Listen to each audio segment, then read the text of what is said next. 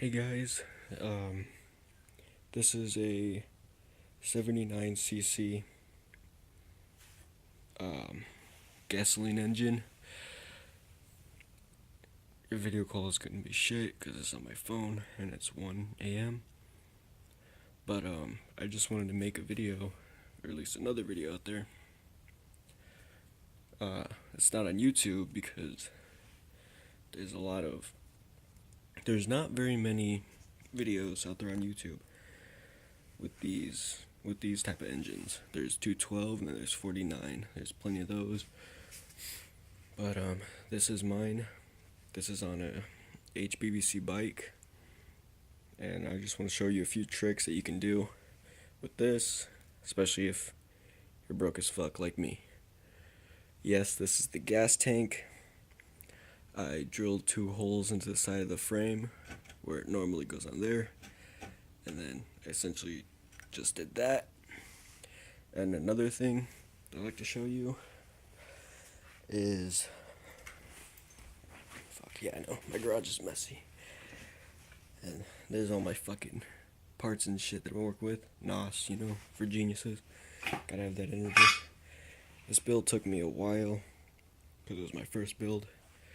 And another thing, if you notice, this is the grip that came with the bike. It's a pretty nice grip.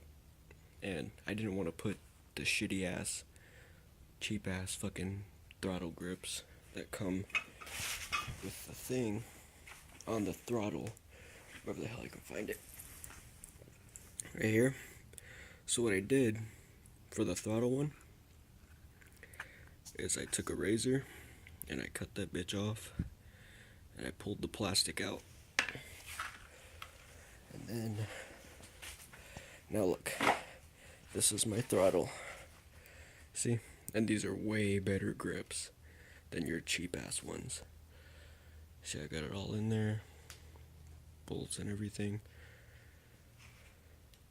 Now, to get this thing on the grip, it's gonna be a little tight because the grip that already comes with the plastic in it, it's a bit bigger, like the diameter, and so you're gonna have to, it stretches a little over the throttle.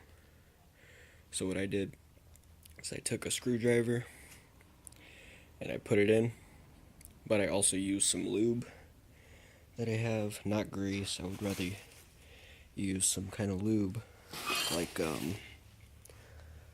oil or something. I mean, I have grease right there, but I guess you could use grease, but not very thick grease. You want something that's kind of like butter, so that way you can stretch that bitch on, and once it's on, it's got good grip onto the plastic.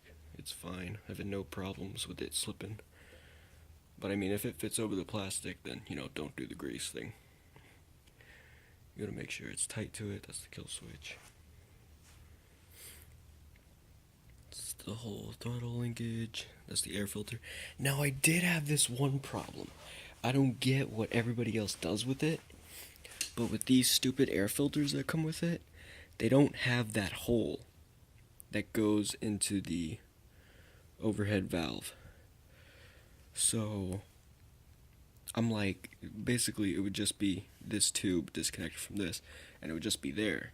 Like with the stock air filter, it goes into the air filter, but this angle thing, I don't know what the hell to do with it. So what I did is I took a knife and I just fucking kind of poked it in, and it just kept twisting around and around and around until I made a little hole. But I didn't want to make it too big for this because I wanted it to be a good tight seal around it, so it would kind of squeeze the tube a bit. And then another thing, it wasn't long enough, so what I used for the end right here, I used I don't know if you can see there, but that's a like socket wrench thing that you'd put, and then I just put it right in there, and that works. It goes in there, and I made sure that there was good airflow between there, because when the tube was off, it would blow through it, and to feel inside if my air was coming through pretty good. And it does, so it doesn't like tighten it or nothing.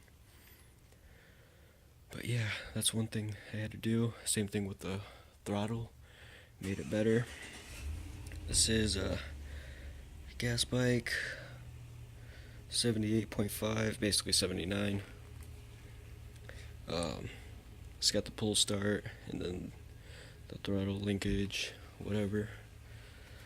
And then basically, here's my saddlebag that I have with it. Kind of took my old, I think this was my grandfather's bag. It's kind of like it's like that fucking one thing that Alan wore in Hangover. He said it's a satchel. Yeah, that's what this shit is. Like a fucking satchel. It's like a, I don't know, canvas satchel. And I put these things kind of in between here. I wanted to make a back seat, but this is still kind of in work in progress. I used 2 aluminum pipes from the bottom section of what's it called? Crutches. Yeah, 2 crutches, and I took both of these like off, and then I basically used them on this. I took an angle grinder, kind of etched it circular so it would go on there like that, and then I drilled a hole through this bolt and into the frame where the bolt would screw into, and then I have this little screw that kind of stops it from moving this way. Then I have this bolt to keep it going in that way. But it's still a work in progress.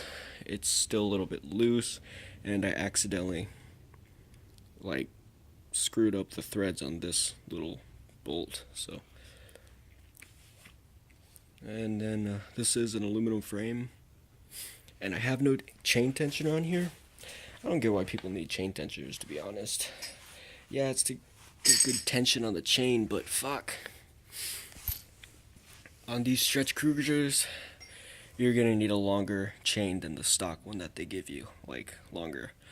So I ordered 2 of them, and I have it go around that transmission right there, and it goes through. It doesn't hit the bottom when it doesn't hit the bottom one if it's going forward. Like if I turn this thing forward, which is normally, it just spins counterclockwise.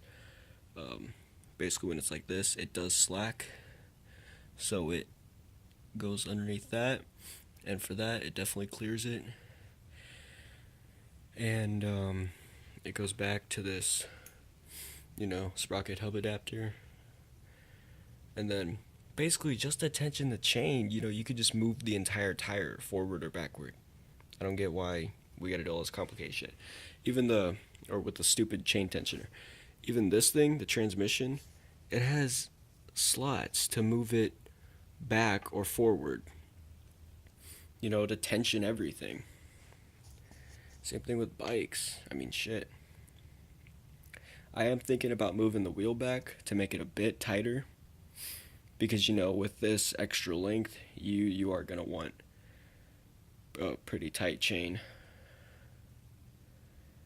Because with the longer length, it doesn't just wiggle up and down. With the shorter chain, you have very little wiggle left to right, but with a longer chain, you have a lot more curve left and right. See how it just kind of swings? And that could be a problem. And just in case it does hit the bottom, I kind of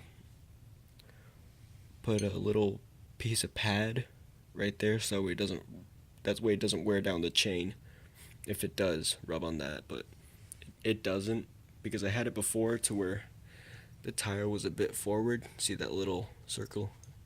And the chain was kind of loose, and I'm like, fuck, So I was working to try and fucking have the chain tensioner somewhere on here to where it would make it, tight enough, but then I started messing with this shit back here, and I just pulled it back. I was like, holy shit. And it works. So, I have all that. This exhaust. Get the exhaust strap if you have an exhaust. Oh, yeah. Another trick. I went on Bikeberry, and I ordered an exhaust. This wrapped exhaust. What I did not know is that exhaust ports come in different sizes. So what you have here, this exhaust is a 49cc exhaust, and it is way too small to go in the studs. So what I did was I put it in, and then what you would do is pull the nuts out just a bit, and then what you do is you just kind of turn it downward, so that way each like plate fin would go, I don't know if you could see, but half of it would go underneath the nut, and then this half underneath, it would go underneath the nut. And what I would do is you're gonna have to like hold it and really like kind of hold it in place, turning it, kind of gripping it to twist it kind of counterclockwise and just leave it really tight like that, while you take a wrench and tighten that bitch down, and then like a socket wrench to tighten this one down. That's another trick that I learned. It does work. Fuck all that shit about proper and safety. This shit works. Like I can shake the whole bike with this exhaust right now. I have it tight. It's on there good. I think the gasket also helps seal it. But yeah, it's good. It ain't going nowhere. Not up or down. But try to make sure you don't hit it upward, because that is its weak point. If it gets knocked like that, it'll probably, unhinge. But as long as you kind of keep good amount of weight down on here, it shouldn't come off. And it's tight. As you saw, I was shaking the whole bike with this, so it's good. The exhaust doesn't shake. It's fine. And yeah, my professional fucking foot pegs right here. Look at this job. It's great, isn't it? No, fucking ain't. I gotta wait till I get more money and get a wide pedal crankset, 3-piece crankset, so that way I can put it into here. But this is temporary. It does work though. It's a weightlifting handlebar I put in there, and it's just fucking loose and shit. But if I step down on the left side, then I put most of my weight on the left side and put kind of my heel right up there to go over the clutch arm, and it makes good clearance. But yeah, that's what I did with that. It has no brakes, which is the bad part, because I have the caliper brakes in that box right there, but I don't have an adapter for them because it's the 6-bolt, and I'm gonna need an adapter to screw on it. I do have a coaster brake right there, but as you can see, no crank arm. And there's nothing for the caliper to hook onto this tree fork, to go around the whatever fuck it is. And yeah, I think that's it. And maybe tomorrow I'll make another video and try to take apart pieces, and in the comments ask exactly what to put together and how did I do this. The kill switch I do not have hooked up. I don't know how to do that shit. I ain't fucking with it. But another thing, I don't know if they didn't fucking deliver it, but you see that little metal spacer, and then there's like a washer right there? That's a custom made, my own made fucking what's it called, clutch spacer. Because for some reason, I don't know what the fuck it is, but the key that they give you, it just doesn't fit at fucking all. Like, it doesn't go in the clutch. It's long as shit. I shaved it down a bit, but it's long as shit, and it doesn't even fit in the fucking clutch thing. I'm like, what the fuck? It doesn't work at all. So I decided to cut off a seat tube, which fit around the shaft, because you know how a shaft, it goes like smaller, and then at the inside it goes bigger. It's just small enough to where it just goes on the smaller part of the shaft, so it stays just on the shaft, which is good. It doesn't rub on the inside of the transmission or the engine, so it's only on the shaft. And that washer, I just added that to create more surface contact with the clutch as it spins around. And then this bolt,